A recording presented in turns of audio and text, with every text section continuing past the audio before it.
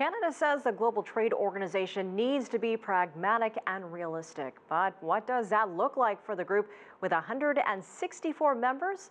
Carlo Dade is director of the Center on Trade and Investment Policy at the Canada West Foundation. His focus, free trade agreements and the development of trade infrastructure. So, Carlo, what are the biggest issues this group will try to tackle and accomplish over the next 2 days? Sure. There are many issues with the WTO. The Americans have a list. The Europeans have a program for reform. What Canada is doing by assembling middle powers is trying to find some elements of common agreement. There are issues on the appellate process, on how long judges can serve, whether or not they should be allowed to continue to rule on cases once they step down. Everyone has an opinion about the appellate process itself. There are also larger issues like dealing with China and state-owned or state-led economies. But there are a range of issues that are on the table, and what we're going to have, I think, over today and tomorrow will be an attempt to try and see if there is common ground amongst the middle powers on these issues. So common ground, but the United States and not China not invited to be part of this conversation. Why is that? Can anything get accomplished? And why is Canada spearheading this?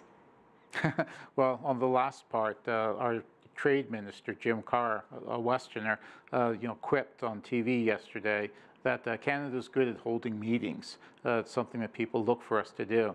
But seriously, middle powers coming together to try and present solutions when you have the larger powers putting forth their own solutions that are sometimes at odds. Repairing the WTO, modernizing the WTO, is going to take an across-the-board effort by a range of countries. It can't be the United States alone, it can't be Europe alone, nor can it be Japan alone. It's going to take a range of countries. So what we're producing are a range of options. And as our minister and others have said, at the end of the day, the Americans will come in with their proposals, the Europeans with theirs, and we'll put everything on the table. But if we can get consensus amongst a group of middle powers and have that group grow, that gives weight to the considerations of countries that aren't the U.S., aren't the EU, aren't Japan. So you mentioned that there are a lot of parties who have issues and complaints about the World Trade Organization. Is it still an effective body? Is the World Trade Organization broken in a sense? Well, parts of it are broken, clearly, and parts of the appellate process and having judges to rule on trade disputes. It's been broken partially by the Americans refusing to seat judges. But other parts of the system, the multilateral trade system that is embodied in the WTO, I would argue are working.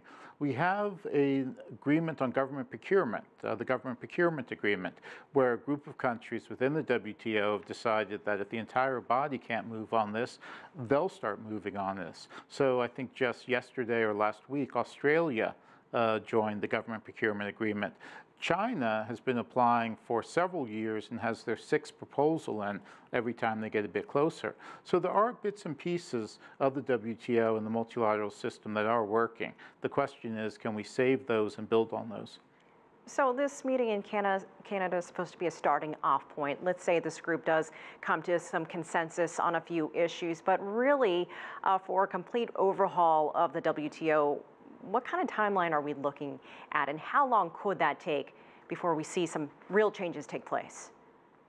Well, hopefully longer than the appeal process for a trade dispute, which can range for years. Look, it took decades to build the global trade system since after World War II in Bretton Woods. It's been added to in bits and pieces, and it takes consensus. You've got to have a system that's supported by all the countries around the world if it's going to be effective, and that is just going to take time. Unfortunately, the Americans are running out of patience with the system. And the reasons they're running out for patience are, you could argue about those. I think most people would say they're not well founded.